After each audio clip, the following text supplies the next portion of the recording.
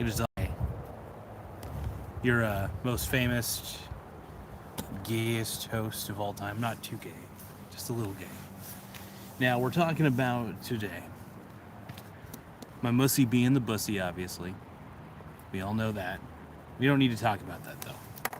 What we need to talk about are these sexy, and I mean it, sexy tariffs. We're talking about the Canada debate. I got some predictions as to what's going to happen.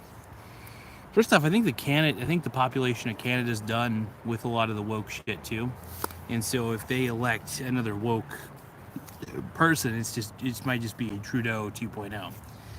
Now, am I a fan of Canadian politics? I don't know much about it, but I do know human nature, and human nature is, I think most people have a visceral reaction to half this woke shit. Like, I really don't think a lot of people like this woke stuff. I think the only people who do are people on the coast, except for me, of course. I may be on the coast, but I'm not into some of the crap that the left coast believes. I'll tell you that. It's worth noting, though, that all things considered, I mean, things are looking up a little bit. Things are looking up.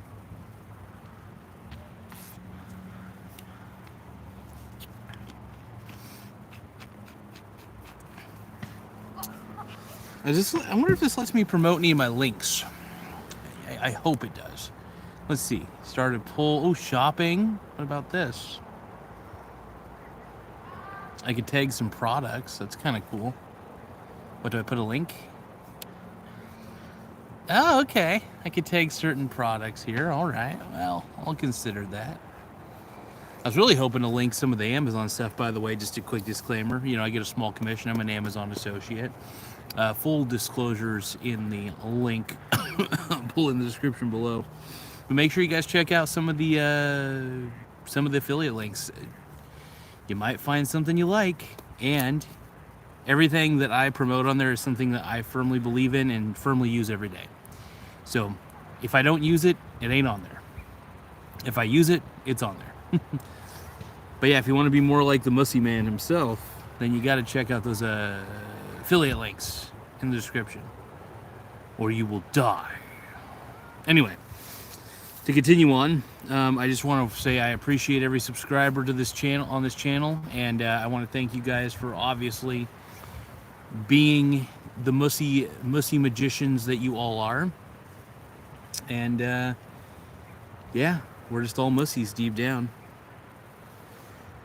We're mussies and we're bussies. So Shadow Studio says yo, dang. Christopher says hi and howdy. Says howdy, all you guys. I hope you guys like the video, please. And if you guys not only like the video, you guys can subscribe to the channel. I appreciate all the subscribers out there, as always. But we are live in the park at Mingus Park. Anytime I could do a show at the park, it's always a very good time. And it's a live show, but make sure you guys like the video, though. More likes, the better. So you guys like it, subscribe to it, and boom, boom, boom, boom, boom, boom, boom, boom, boom, boom, boom, boom, boom.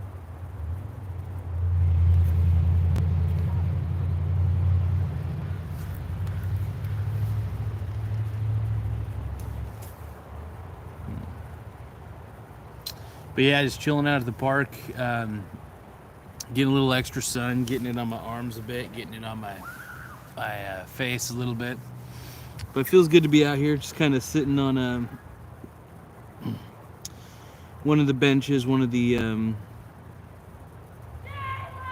tables, basically one of the picnic tables, chilling out. It's good. This is always a good spot. I really do enjoy doing the videos up here, just because one, I work from home all day. I'm at home. I just want to get out of the house. Two, I don't have to go very far to get here. And three, I just like being out in nature. It's just calming, even if it's around a couple bushes. So very cool. Very cool.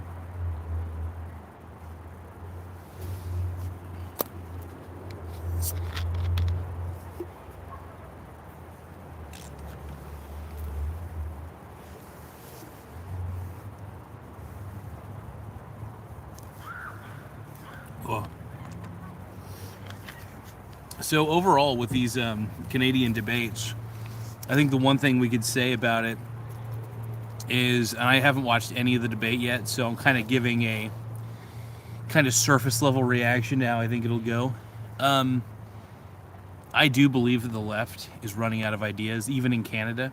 I think that the left has become increasingly unpopular, especially in Canada. I think most people are waking up to how toxic the left is. So most people are kind of, even in Canada, are veering towards the right. That's my assumption. But then again, who knows? Canada might just be as woke as I thought it was originally. But maybe nobody's getting tired of the woke shit. Who knows? We'll see, though. But yeah, I think they kind of want a person like Trump in office. I think it's kind of where most countries are going. It's kind of clear.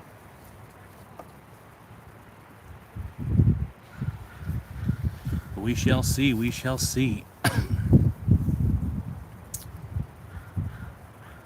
But yeah, I don't know about you guys, but I'm pretty darn excited about just, everything that's happening. And,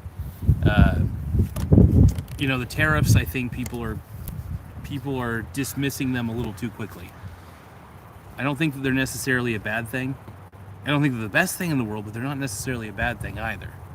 This could help us pay down our deficit and not rely so heavily on taxing the citizens of the country. Now you're probably thinking to yourself, well, in a weird way, tariffs are like another silent tax. Sure, you could say that. But at the same time, we have a debt we got to get rid of, and you know what? If that's how we got to get rid of the debt, so be it. Got to get rid of it at some point. So now, is our country ready for it? I don't know. Maybe. Maybe, just maybe. We'll see, though. We'll see. We'll see.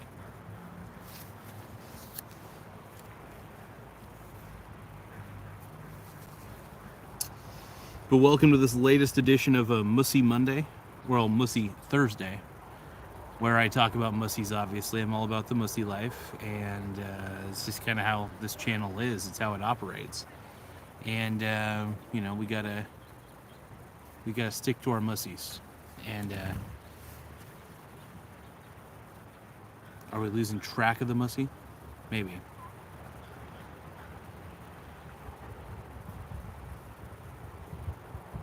Sad day.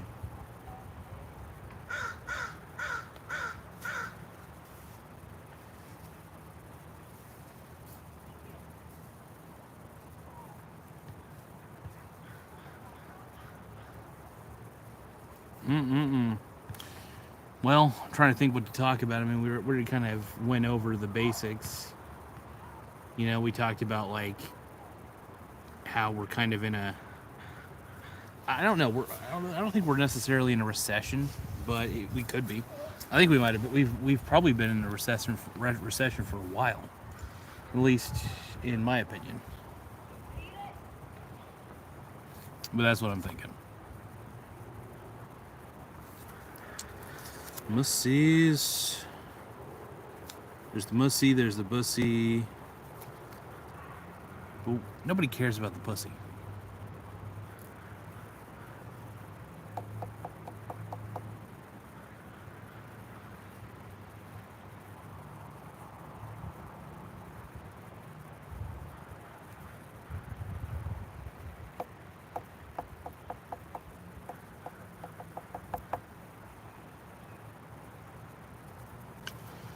Oh boy. The mussy is the pussy, and I don't know why. I don't know why I'm that kind of guy.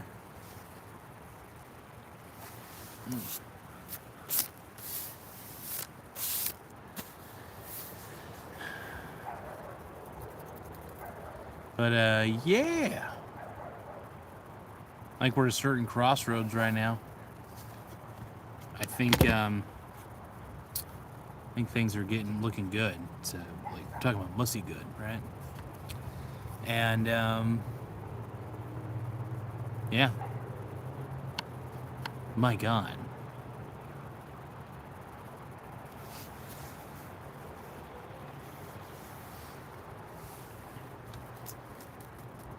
losing track of what I want to think of, what I want to talk about.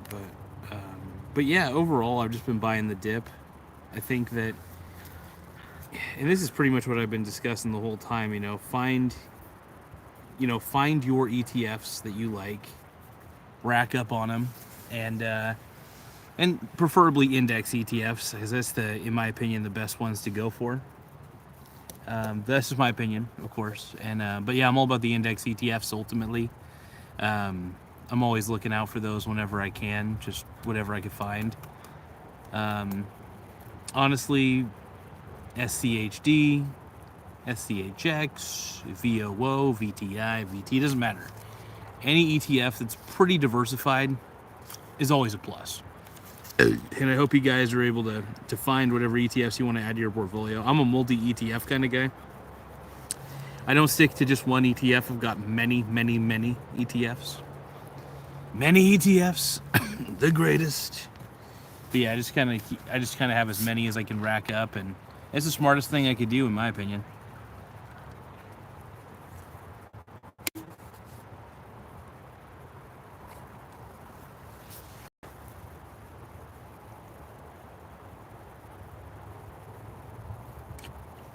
But I will say it has been really great to be able to rack up on the SDHX during this bear cycle. And, don't know when the markets will go back up. We could be in a bear market for a while. To what extent do I know? No, I really don't know. By the way, got my power bank right here and ready to roll. Keep this going for hours on end. But yeah, overall, I love bear markets, man. I'm always buying during the bear markets. This is all I gotta say. And it's the smartest thing you can do. This is my opinion, though. I just buy index ETFs and just wait a little bit, and then I always make a profit in the end, as long as what I'm getting into is broadly diversified, has a decent amount of companies in it that are good, and then or great, I should say, great to good, and then just kind of go from there. It kind of mitigates the risk the more you're diversified, and I'm diversified in large cap companies with the SEHX when I swing trade that. Outside of that, though, swing trading accounts for the majority. I wouldn't say the majority. Swing trading definitely accounts for a good part of my portfolio's income, and then the other part is just straight up dividends coming in from all the ETFs and individual stocks that I hold. And I have a buy and hold forever strategy. Like I said, for 80% of my portfolio, it is buy and hold forever. And then the 20% of it, like I always say, is just overall 20% of it is just like swing traded for the most part, which is nice. But yeah, whenever I can, man, I'm always trying to swing trade, and it's only 20% of the portfolio anyway, so it's like I'm not really, swing trading too much. But the whole goal is, if you're constantly buying and holding forever, you got, like I said, 80% of the portfolio is buy and hold, 20% is straight up swing trade, and then also for the ones that I buy and hold, I'm constantly getting dividends. So I get dividends from my ETFs, I get dividends from my individual stocks. So it rewards me. My portfolio does reward me for a buy and hold mentality. And the goal is to get income from the portfolio at any time I can. And if I get it, I'm happy. So yeah, and as far as what the whole Canadian debates or whatever, I don't know if that's going to affect the markets any. I don't think, truth be told, and I hate to say this, I don't know if the world really gives that much of a shit about Canada as they pretend to. Because, I think the world pretends to care about Canada, but I think that at the end of the day, they really don't. And that is what I think. At least that's my philosophy. But yeah, overall. So the whole thing is, I love having my income produce I love having my portfolio produce the income it needs to continually sustain itself without me having to put money from any external sources that I may have. So it makes it to where my income can be used for other things, like paying down debt, which I don't have much debt, which is nice. So luckily I don't have much debt, but still, if there's any debt I need to pay down or any equipment I need to buy for the show or for my personal life or for DoorDash or for my car, I don't have to fork out my own money to put into my own portfolio, because the swing trading part of it's making me money there, and then the rest of it's buy and hold, so it has dividends to fuel the portfolio's growth itself too. So there's a lot of things working in my favor. There's a lot of price movement. That's why I'm a big fan of the multi ETF theory. You know, a lot of people don't talk about it, but people always like, you just need 3 funds or 5 funds or whatever. But I got like 60 plus ETFs in my portfolio, man. It's been a while. I lost count. But the thing is, I have like one share of just about, I wouldn't say, just about every index ETF. And that's an exaggeration. I'm going to say it's an exaggeration. There's a lot of different ETFs out there, but I do try to go for the reputable ones, so I consider it every if it's reputable. I don't know, I just try to go for index ones, even if it's sector based. I'm like, oh fuck it, if it's sector based, I'll just get one share of that. I'll get one share of the VOO, one share of the VT, one share of the VTI, you name it. There are plenty of opportunities everywhere to invest. So anytime I can get that opportunity, man, I'm there. But so yeah, there's opportunity galore, man. And like I said, I love swing trading. My portfolio, I do have to admit, has a lot of freedom with it. The reason I say it has a lot of freedom with it is I'll just say I got a lot of leverage. And that just makes life easier.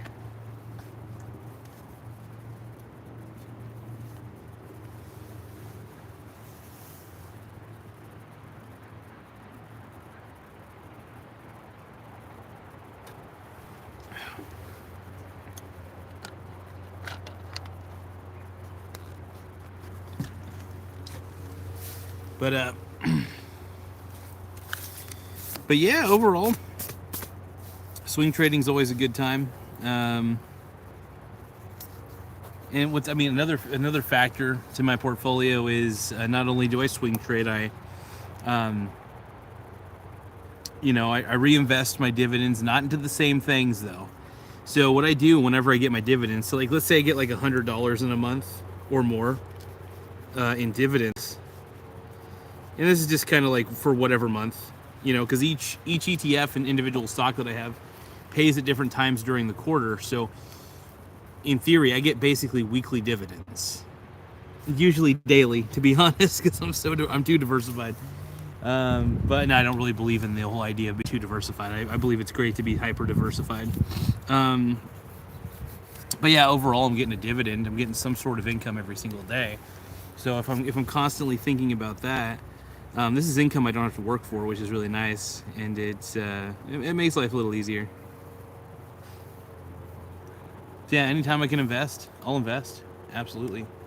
I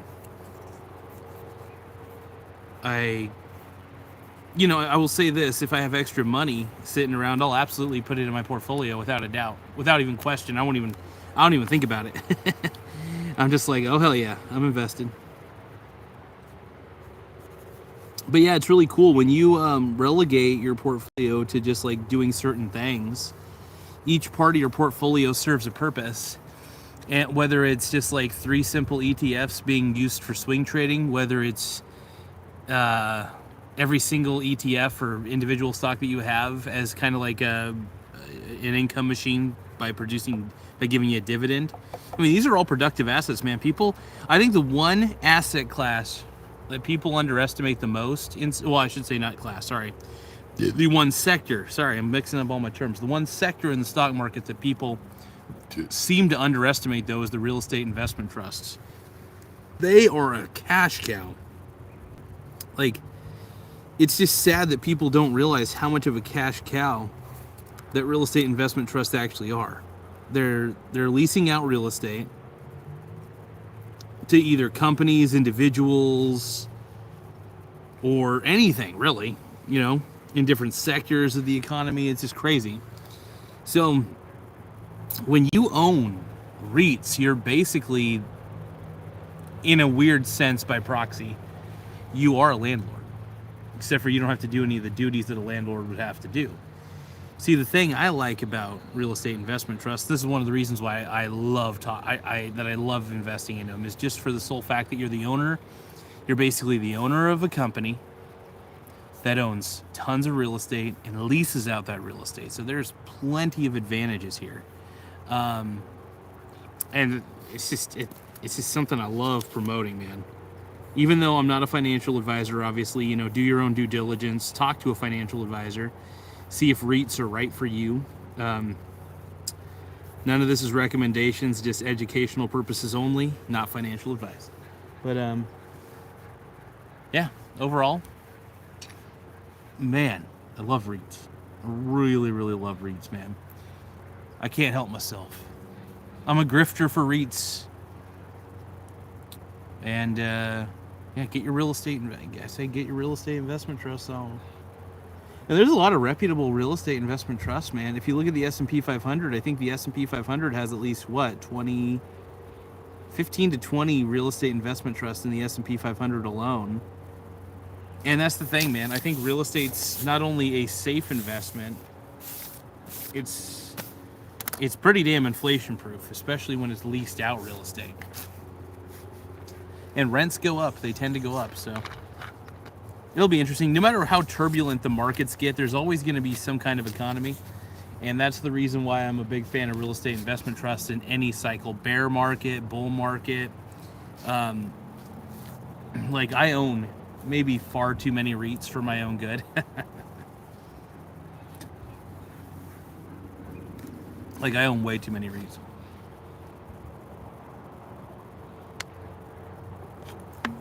And typically I'm just buying one share or more of whatever REITs I want. And yeah, I will say that when REITs crashed, there was a REIT crash back in, like, God, what year was it? It was it 2024? No, it was like, no, 2023, I think. Maybe 2023 to 2022. I had racked up on so many fucking REITs. It was insane. Yeah, I couldn't help myself. I was just going cray-cray. And I think it's the right call, is to go cray-cray, because REITs are just an opportunity, man. An easy opportunity. And yeah, there's never a reason to miss out on purchasing REITs, at least in my unhumble opinion. You know, I'm glad nobody bugs me when I'm up here. Like, I half expected to get, like, more people bugging me, but this is great. Let's see. Richard Martinez says, I have 10 houses, best investment I ever did. Hell yeah, dude. Well, real estate's great, especially if you're renting it out. You're leasing it out to other people. For instance, like, if you're leasing it out to individuals or companies, it's definitely an extra source of cash flow. And being a landlord, man, is definitely a way towards financial freedom. I'll tell you that. I prefer real estate investment trusts because it's a very hands-off investment. As long as you know the REITs that you're purchasing are managed very well, you really don't have to worry that much about it. You just know that if it's managed well, and the company's in good standing and does its thing, then you're good. But yeah, everybody loves REITs, man. Everybody loves REITs. And hey, as long as real estate's profitable, there will always be people interested in it. So I just love the cash flow that's in real estate investment trust, though. I think that's the one thing that's underestimated. Is people, like, real estate investment trusts are not sexy when it comes to their price appreciation and just the stock price itself, like the company valuation going up. Like, it doesn't go up by much. Most of them don't. But what they do is they pay a handsome dividend. The dividend does grow over time, which is nice. Normally it does, unless something happens. But It's never a guarantee, obviously. A dividend is never guaranteed to you. But, like, if a company's a good company, man, they've got the cash flows and they've got good shareholder ethics. Like, they treat their shareholders very well. You don't have to really worry that much, which is pretty neat. But yeah, Richard, honestly, yeah, houses are a great investment, man. Smart move. I can say that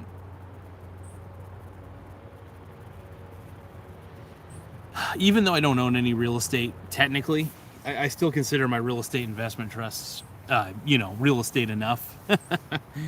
But they're really a good source of cash flow, man. Being an owner of a company, man, even in a very small capacity, because I'm technically, for every single company that I own, I'm a minority shareholder. Obviously, I'm not a majority shareholder. And do I ever intend on being one? No. But what I really do enjoy is just like with all my investments, they're good. That person's on like a little motorbike. Oh, that's like a gas-powered bike or something. That was sick. Hell yeah, the things you see at the park, man. Pretty cool. But yeah, but smart, dude. Anytime you can get a hold of real estate, man. Even real estate investment trusts, I would argue that real estate investment trusts are a much more affordable vessel to get into, because obviously you don't have to borrow any money to get in. You could buy a share at any time for a very low cost per share, and you can get diversified in real estate investment trusts as well a lot faster than you would just buying houses on your own. And so the diversification factor is if I wanted to, like, I'll give you an example. There's Realty Income. They have like, what was it, 10 or 11, 13,000 like different properties that they lease out. And they got like a 98.5% occupancy rate, which is incredible, by the way. And you think about all these other REITs that I own. I mean, if you think about it, how much exposure to different properties do I have? Think about it. Like Realty Income alone, just having that gives me the direct exposure to 11,000 different properties that are leased out. Good. And then that creates cash flow, and then you get a dividend. But think about all the other ones I got. All the other different real estate investment trusts that I own. It's crazy. You could say that I'm diversified not only in hundreds of REITs, but each REIT containing the amount of properties that they contain, I'm diversified in several different properties as well. And I have direct exposure to that diversification right then and there. So, yeah, REITs are a plus, man. I don't actually I own a couple real estate investment trust ETFs, but I don't really need those because I usually buy at least a share of all the real estate investment trusts that I really particularly like, and I'm willing to hold on to. So, yeah, I would say in most markets, my opinion is that REITs are actually a pretty safe bet. They're not perfect. The share price could depreciate at any time if, bad news strikes and everybody freaks out, but that's kind of my time to buy. In fact, if anything, that is my favorite time to buy REITs, is when the market panics and sells off completely. So really a market sell-off is just an opportunity to get dividend yields, basically better yields than you would normally get. So for example, like if Realty Income typically has a 5% yield and the share price drops like crazy, it could drop to a point where the yield for the dividend could be 7 or 8%. I mean, that's beautiful. And I'm a Realty Income fan, I'm not going to lie. That is one of my favorite REITs. It's a little overvalued for sure, but it is definitely my favorite REIT overall. And anytime I see Realty Income on the discount, dude, I'm just like, buy. I'm buying that. Also, another fun fact about Realty Income is they do have a monthly dividend, which is kind of cool. I don't recommend concentrating all of your money into one single stock. I'm a diversified guy. I stay diversified. I'll say this though, I'm a one-woman man, but I'm a multi-ETF and stocks kind of guy. That's a good rule of thumb. Stay diversified in stocks, in all that, in ETFs, and have just one woman who loves you a lot. That's the key.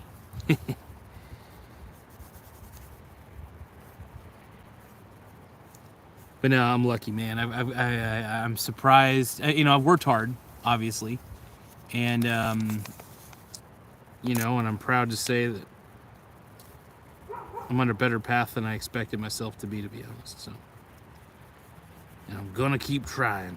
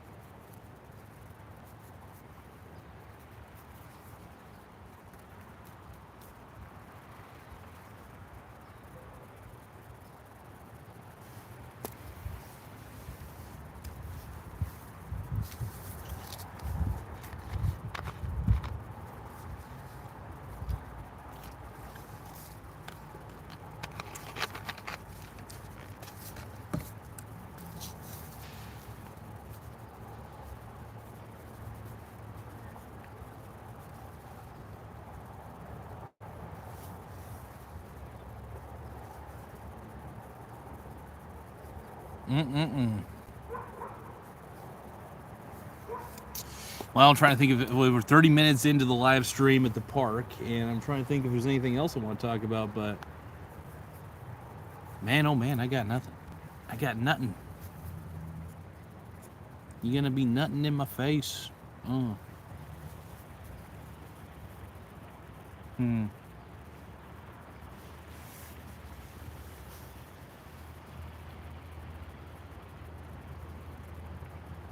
Well, there's no holding me back. I'm not driven by fear, I'm just driven by anger, and you're under attack. And I'm just climbing up slowly, I'm the one and only. Face to face the line, stolen your mind.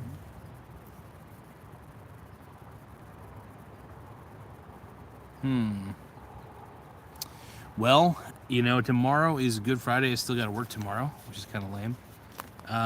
But, the mussy is the bussy, and the mussy waits for no one. My mussy is the bussy.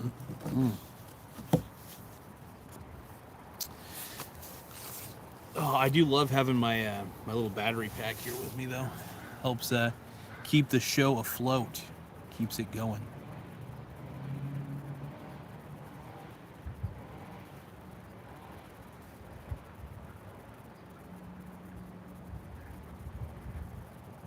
One of these days, I need to bring out my little beach tent. I was thinking I might bring my beach tent out here and just chill out, and chill out for the day. It's just a nice little spot. This is a good spot, man. It's just a few trees around me, nothing crazy. Just keeping it real, keeping it fresh.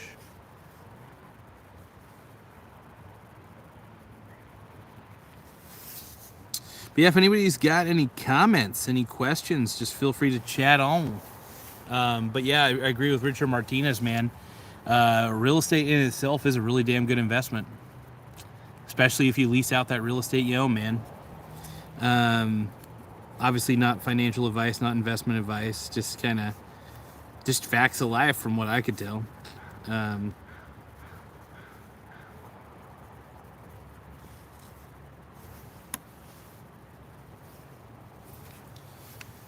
Oh, man. Oh, looking good. Feeling fresh, though. Feeling fresh. Look at that. I'm feeling buff. Feeling like my mussy's finally buff, too.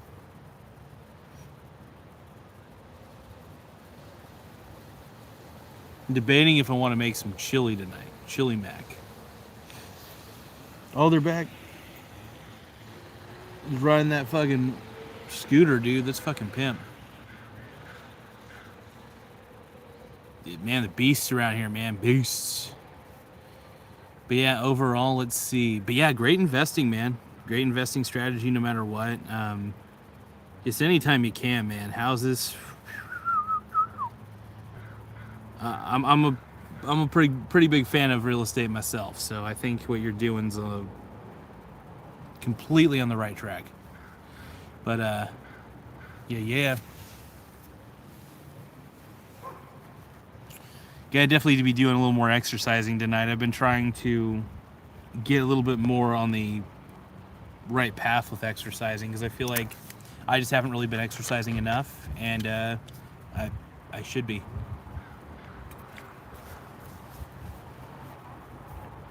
I'm also trying to quit soda, so I am sticking to like 0 sugar if I do drink soda. So for the most part, I don't mind having sugar in whatever I'm drinking. I just trying to quit soda in general. There's a lot of stuff they have in soda that's just not entirely good for you. So I'm trying to like, kind of have a little more control over my sugar intake by just kind of making like, pictures of, Kool-Aid or pictures of, powdered lemonade, that sort of shit. But, yeah, just keeping it real. But yeah, hopefully more people start, taking some of this in and really investing the way that they want to invest. Bring the power back to yourself is really what I'm trying to tell you.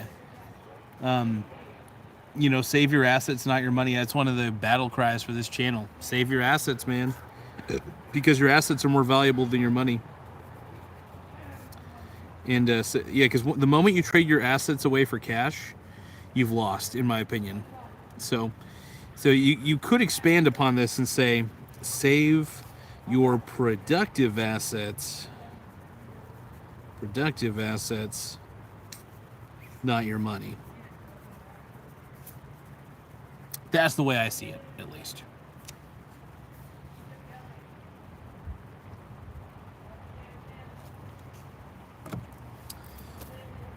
The bussy is the bussy, and I don't know why. I'm that kind of guy.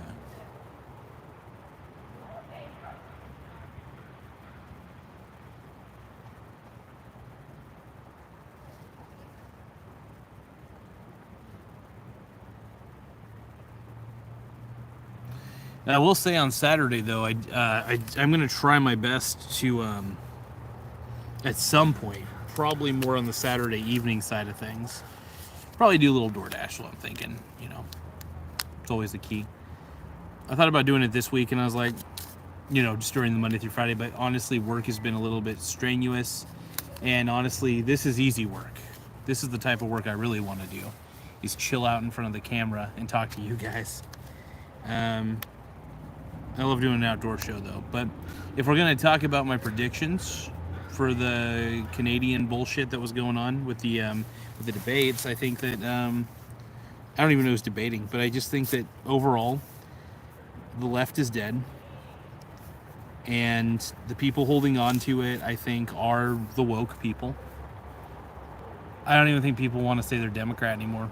I really do. I think that. That's one of the reasons I walked away from the Democrat Party. I saw this coming. I saw people just becoming weak people, and I was like, I'm not on board with this. I can't do this. So I kind of realized I was like, I want to, because I used to vote Democrat back in the day when I was young, and I kind of grew up and realized, yeah, the Democrats are just way too in love with big central government, which is a bad thing, and yeah, so I think that the right is going to win this debate. Whoever the right wing person is, hopefully they're competent. But I think the problem with the left is they're not based on merit; they're based on identity. The things that you can't control. They're more concerned about that, and that's why the right's going to win. The right cares more about merit, and the left just cares more about what race you are. And that's not fair. It shouldn't matter that I'm Mexican. It shouldn't matter that I'm white. And I'm both.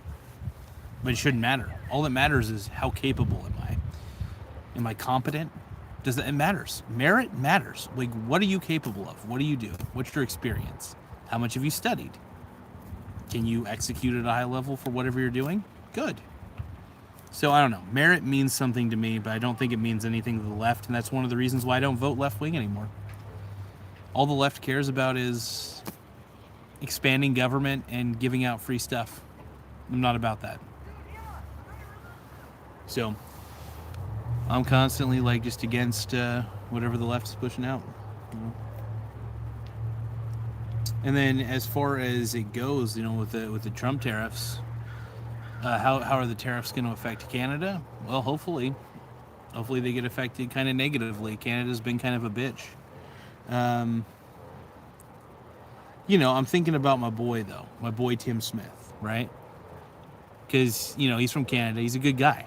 I know he works for I don't know which branch of government specifically, but he works for the government one way or another. And I just hope that whatever he's doing, that he's okay. But he's been really smart. He's been getting into those. Tim Smith has been getting into those covered call ETFs and stuff, and he's just been playing it really intelligently. So, you know, I think more people should take a page out of Tim Smith's book. He's got this Harvest ETF. That, like I said, well, like he told me, that 30% of it is covered call ETFs, and then the other, and then 70% of it is just. Sorry, let me rephrase that.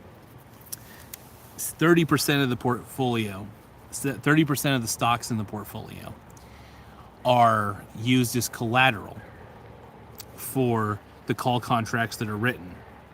So it's basically a buy right strategy, if I remember right. And what's great about it is they don't do covered calls on the whole portfolio, which is good. So that allows the portfolio itself to grow at a normal rate, whatever rate it needs to. And yeah, it's just smart.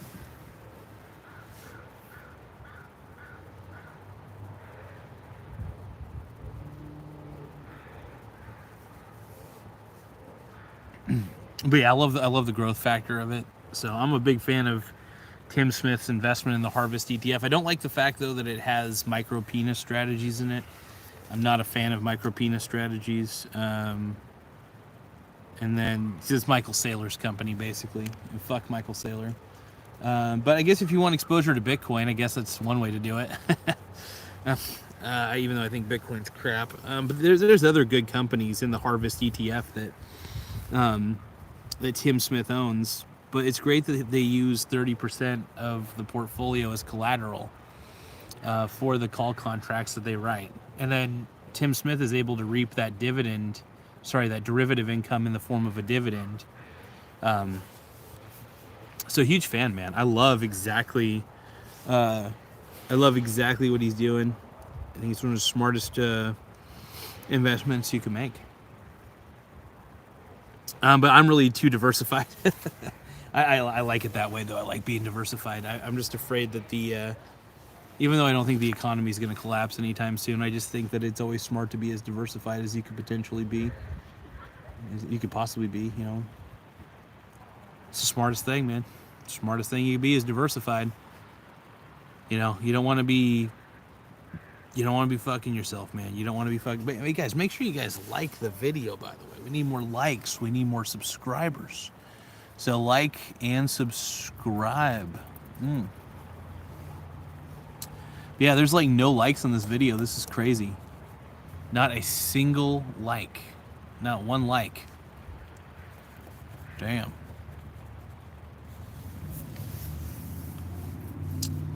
But yeah.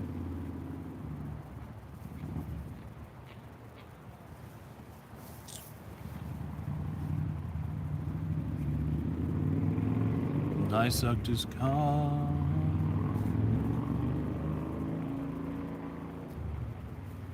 Just trying to sing the let's see, but yeah, overall, how will these debates turn out? I'm really not sure, man. And you know, the world seems to like Canada. Um, I'm tired of the whole age of globalism. I don't get it. I think it's good for countries to communicate with each other, sure, and all that shit, but I don't know. The U.S. rocks. That's all I gotta say.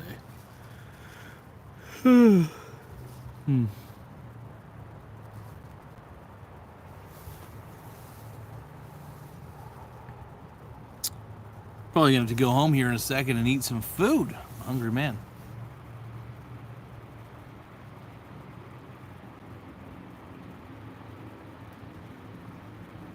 But whatever you make, ever you got, whatever you want, well, I'll take back again. Whatever you make, whatever you got.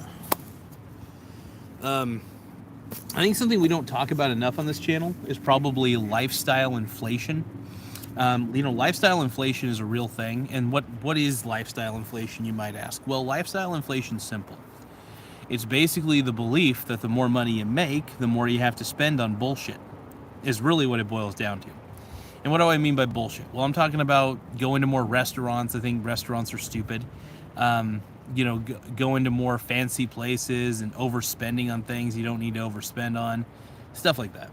So, that's what I mean. That's what I mean. Yes. But yeah, I mean, there's the main thing is invest. Oh, man, productive. This is why I love stocks, man. Productive assets. I'm a huge stocks guy. I can't help it. And then if it's not stocks, I love bonds. I like, usually if I do have cash sitting to the side and I'm not too sure where I want to allocate it, I do admit I do put some into bonds, just because at least I'm getting a yield on that, and it's and it's usually in the total bond market for the most part, which is kind of nice, and it's usually the way to roll.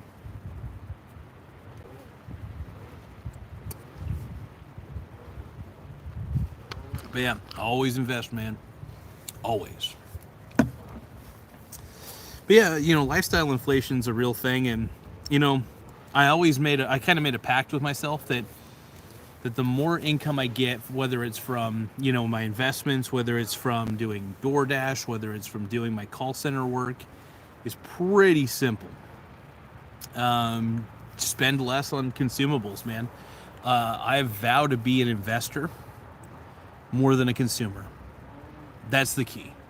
Invest more than I consume, and I like it that way. So, and if you invest more than you consume, you're going to have more money to do with whatever. So, one of my main things is I love having income that I could use towards paying off my car a little bit more. At least not having to pay as much for my car, and that's nice.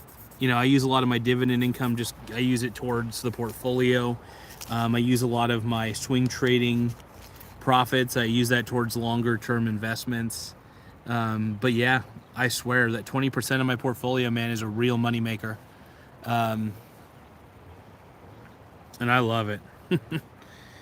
You make a little bit of money every day, and it pays for, swing trading's great, man. Pays for my monster addiction. Really does. But I love dividends, though. Like I said, I'm a huge dividends fan. It's consistent income for the most part.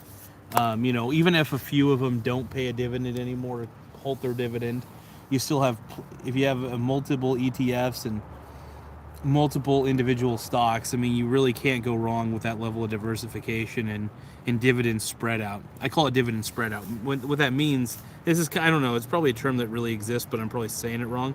So what I consider dividend spread out is that, sure, each of the companies that I have, for the most part, pays their dividend quarterly, which means in a 90-day cycle, once in a 90-day cycle. So for example, I don't know, Coca-Cola let's just say, these are all fictional numbers that I'm throwing out, but let's say Coca-Cola pays on April 5th, this quarter, let's say,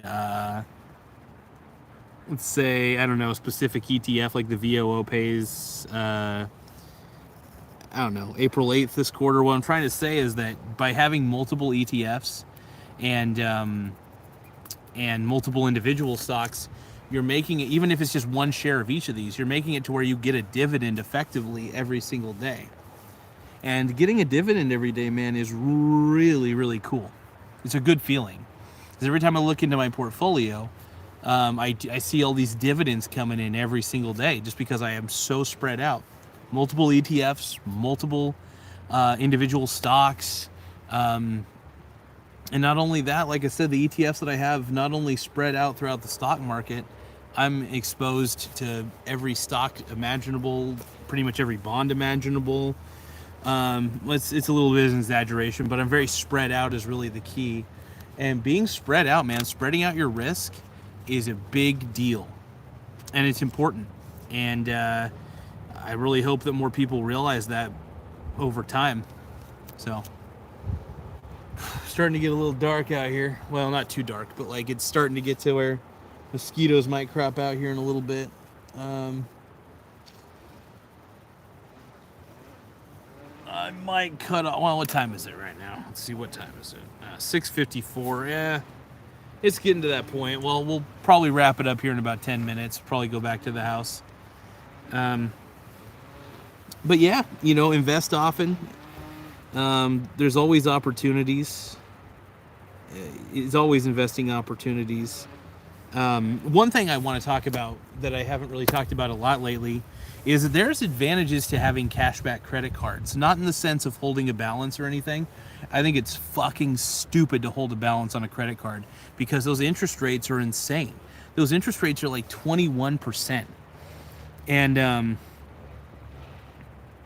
it's wild to me that anybody would hold a balance on a credit card, at least willingly.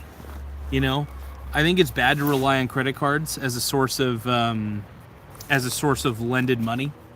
I think that you should just be using credit cards for cashback purposes, and that's it. And that's not financial advice. This is my personal opinion. The thing is, for me, man, I got my Venmo credit card, which I use for strictly groceries. So I'm getting 3% cash back no matter what on that one. I got my Active Cash one I just got recently from Wells Fargo. That's 2% cash back on every single purchase. Insane. I got my Citi one, which is 1% cash back for anything I purchase, and then 1% cash back for me paying my balance or just paying off whatever amounts. And then but yeah, no, I love that. My favorite one is the Active Cash 2% Wells Fargo one. That one is very cool. There's nothing better than that card, without a doubt. But yeah, I try not to have too many credit cards. I think it's a bad thing to have too many because it's just too much to keep track of. Plus, most of them I keep locked away in a very, very tough to break safe. So it's like, yeah, it's one of those things.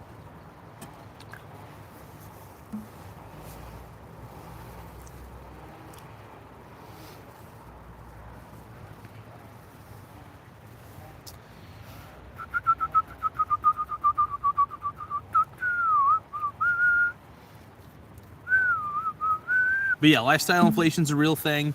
You don't want to just keep spending money willy-nilly just because you can. I mean, even if you can, you still want to try to invest as much as possible, and you can enjoy your life without spending a lot of money. The whole goal of investing is to be able to, in my opinion, is to be able to have assets that'll pay for your ass to set. So assets help your ass set. That's like my key. And that's why they call them assets. So I'm going to say that one more time. Assets help your ass set, right? So you get to chill out. Help your ass sit. But overall, I think you guys understand what I'm trying to say, is that it keeps your ass in line. You get a little bit of side income. You never know. I could, even though I don't think I will, maybe will come a point where I might need a little bit of extra money for whatever. And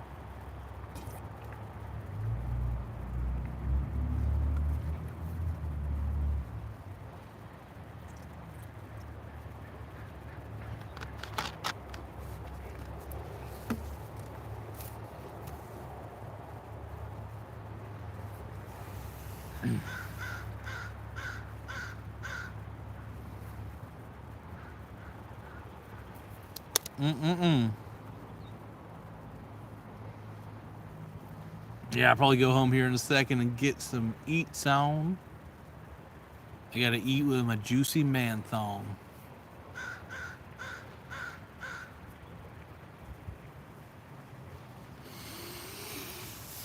Man, I'm gonna be honest, man. There's nothing better than chilling out in front of these like trees and stuff, just because, you know, like I said, I'm constantly working from home, and gotta keep my mussy fresh.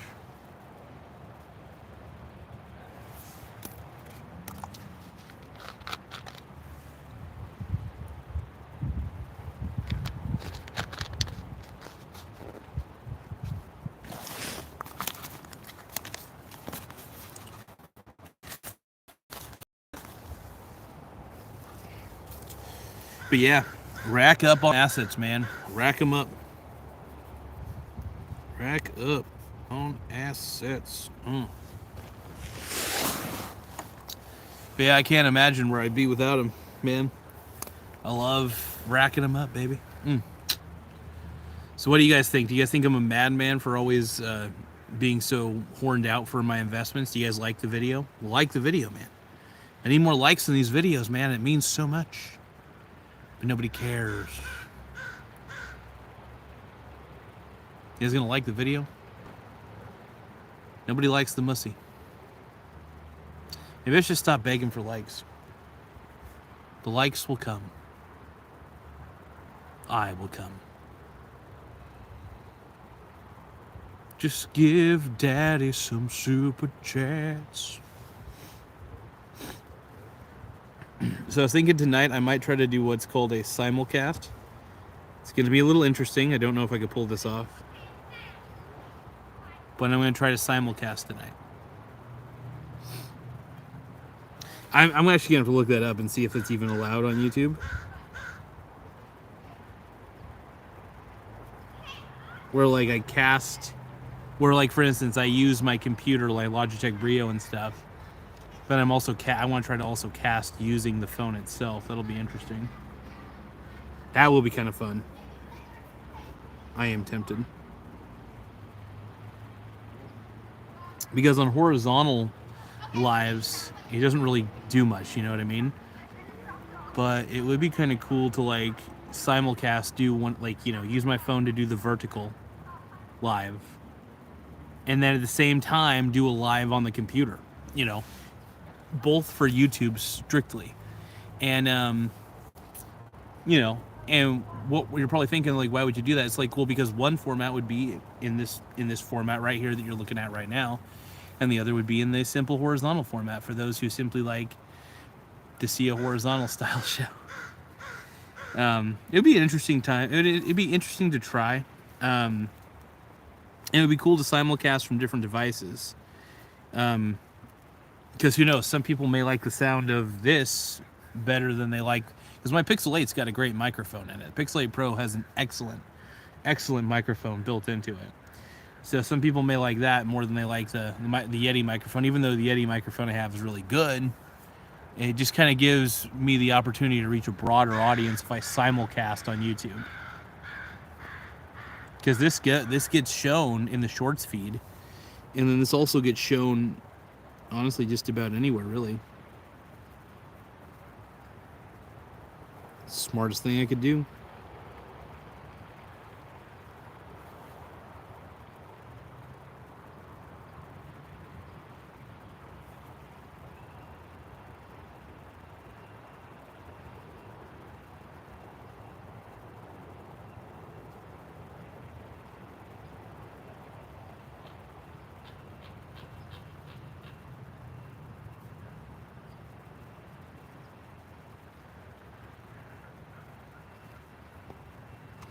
Well, I don't know if I have anything else I want to say at the moment. Trying to think of things. You know, I was planning on doing an hour and 30-minute stream, but I might just cut it just to an hour and 15 minutes. We'll see how many people show up here in a second. But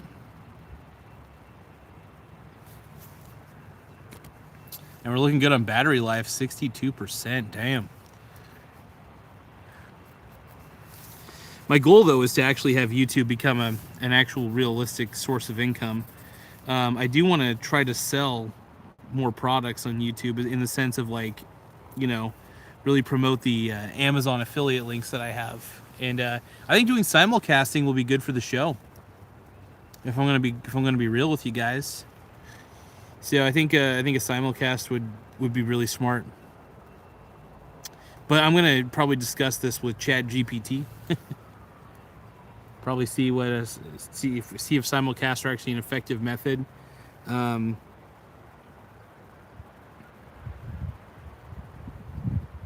mean, we shall see. I think there's a little. I think that live videos that are done in the horizontal way, with the more horizontal frame, I guess you could call it landscape, is the right one. So there's portrait and landscape. So this is portrait that you're looking at right now, and then there's landscape view. The landscape videos tend to have more permanence and are easily more discovered, I noticed. It's what I've noticed. So for example, if I do a horizontal one, sure, I may not get a ton of live viewers at that time, but I may get future viewers as well on it. So I think it would be in my best, what would you say? I think it would be my best interest to do a simulcast. In fact, this camera could be the other angle of the show. You could see me from my side angles. And that could, in a lot of ways, bring a new element to the show. Because if you want to see my side angle through this portrait view, you'll have that opportunity, which is kind of cool. And then if you want to see me through the normal horizontal view, we'll be able to have that option too. So plenty of options galore. I'll experiment with it. I'll even see if it's a possibility. It's something I'll have to do, look into. Simul casting on YouTube.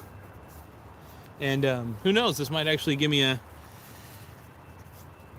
a wider range of people to reach out to. I was thinking about maybe even going live, as much as I hate this because I'm not a fan of TikTok at all, but it would be one way to promote the channel. I was thinking I might even go live on TikTok. I don't know if I actually have I think I have the follower count on TikTok to actually go live. No way. I think you have to have a certain amount of followers to go live on TikTok, now that I think about it. That's okay, though. Either way, as long as I'm live on YouTube, that's the most important part, because the real audience I'm trying to get is really people who are on YouTube already, because it's my kind of audience, Those are the kind of people I like to talk to on the internet, is people on YouTube for the most part, and yeah. But I don't know, man. So my prediction is I think whoever is on the right-wing side of this is going to win the debate for the Canada debates. Canadian ones. I didn't do any research on this at all. Like I said, I just think that the left is dead, and they abandoned the working class, and the left has fallen into so much bullshit and believe in so much BS that people are done with it, to be honest. People are just straight up, flat out done with the leftist BS, and can you blame them? No, you can't. So that's where we're at in society, folks. Sorry. Sorry, not sorry. What you gonna do about it, G-Dog? But I think you guys understand where I'm coming from. I just think that most people are just done with the left. People don't like what the left has become. Let me get this a little closer to me so I can get up in your face about this. Look, people don't like what the left has become. Let's face it. They're tired. They're frustrated. They're tired of the left caring about the dumb issues like, letting. I'm honestly afraid of YouTube banning me, but there's certain issues I just believe the left has become associated with. Let's just say it's on the side of woke, and I'm not on the side of woke anymore. Well, I never was. I guess I was a little woke when I was younger. But over time, there's a lot of stupid shit that Democrats believe that I'm just like, wow. And there's a reason I'm for Trump, because Trump is the anti-woke. There's the Antichrist, and then there's the anti-woke. Trump is the anti-woke. And we need the anti-woke now more than ever. Because the woke is bullshit. The woke shit's bullshit. So Trump is the anti-woke, and I'm all about it. Although I can't wait to see more about this department. I hope the Department of Government Efficiency still continues to cut federal programs, because the federal government's a little too big, and we don't need the federal government getting any bigger. People like to say that Trump is a fascist and a Nazi. If he was a fascist and a Nazi, wouldn't he have tried to expand the government powers instead of getting rid of the federal government powers?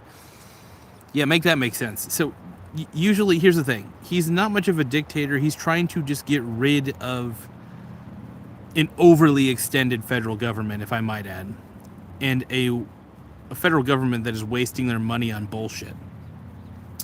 When I saw what a lot of those departments were spending their money on, I was like, yeah, let's just cut it. Let's just rip off the Band-Aid, man. Department of Education's got to go. Let education fall in the hands of the state.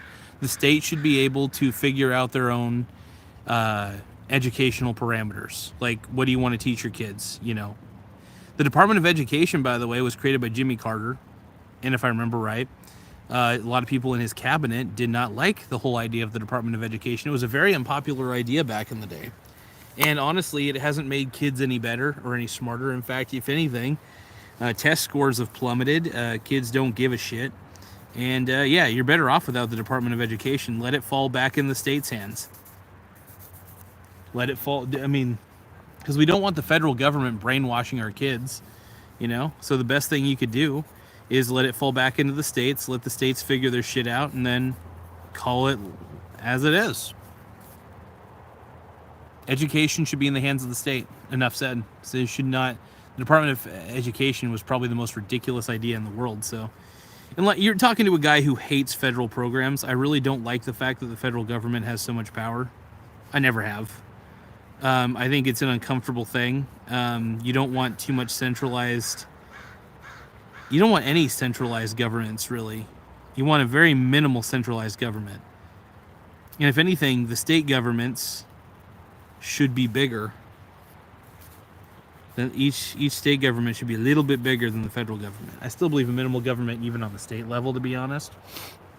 But I believe you should have enough government to make sure certain things are still working, right? And yeah.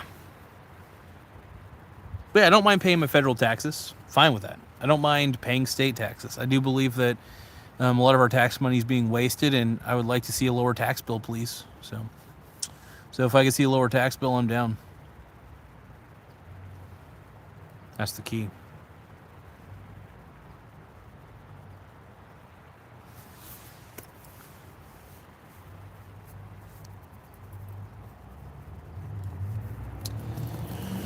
Well, overall,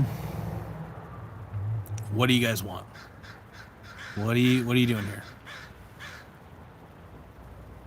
Lots of birds out.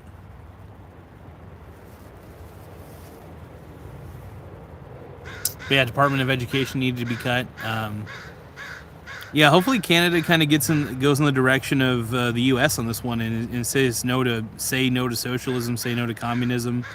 I don't know. Canada's still pretty French, and the French, I swear to God, seem to love centralized government. I swear to Christ. At least a lot of modern day French people. So who knows? Maybe Quebec will vote. I don't know how this whole. I have zero clue how the Canadian government works. Just as an FYI, I don't think about Canada that much, if I'm going to be honest. And it's not that Canada's a beautiful place. I just don't know shit about their government, which is fair. I think it's fair. Mambusi. Everybody's being mean to Mambusi.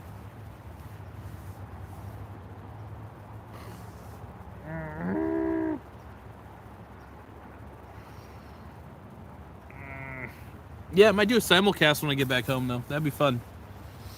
That would be very interesting, because I could just set my phone up on this tripod, and then I could blast this live, and then I could start blasting a like I said, this could be the side view camera, and then if people want to switch back and forth between the different lives, they can.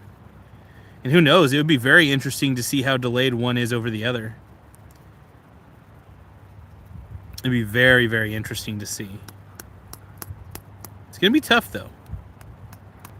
It's going to be a little bit tough. I'm kind of curious to see what the quality ends up being like, though. That's the big factor. What's the quality going to be like? And because this, when I'm using the phone, streams through just Wi-Fi or mobile data, right? And so that's, you know, not going to be like the fastest thing in the world, but we'll see. We'll see. But the mosquitoes are coming out a little bit, so I'm going to have to end this right now. Well, at least they're starting to, it feels like. I don't feel like getting my mussy eaten alive. My mussy's already at bussy, so. But I do want to thank you guys for taking the time to view this live video. I will be back home probably here in a few moments. I'm going to make myself some food, obviously, but I'm going to try. Might as well experiment with the simulcast. I don't see too many people simulcasting their shows anyway, so this will be an interesting opportunity for me to use two devices. Two devices, one man. It's just like Two Girls, One Cup, but it's going to be worse. It's going to be worse than Two Girls, One Cup. It's going to be two devices, one man. And really what's going to happen is at the end of it, I'm probably going to shove both of my cameras right up my you-know-what. So that's the way this world works. That's the way this show works. And it's a beautiful show.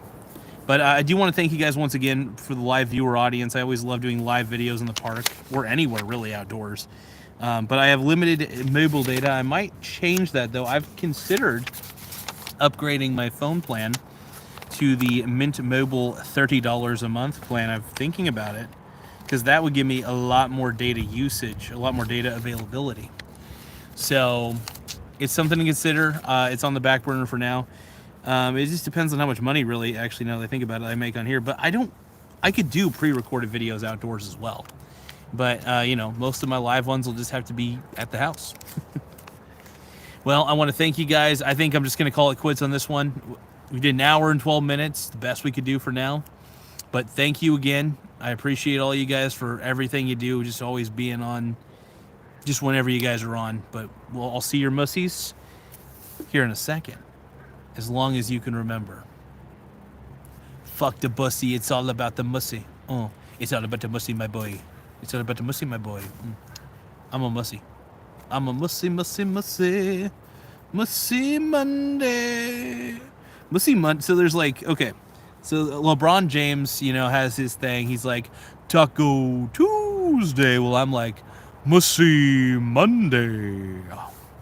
Mussy Monday, my mussy is dry. Oh, dry mussy, dude. I just got to write down dry. I'm writing down dry mussy in my notebook. My handy dandy notebook has nothing but porn drawings in this. But oh my god, if anybody saw these notes, they would think that a fucking crazy person is writing these, to be honest. But they would think a literal madman is writing on this, and it's a beautiful thing. Anyway, thank you guys so much for your time. Appreciate you guys. And, whoa, damn it. Fucking mosquito. All right. Appreciate you guys. Have an incredible day. Bye.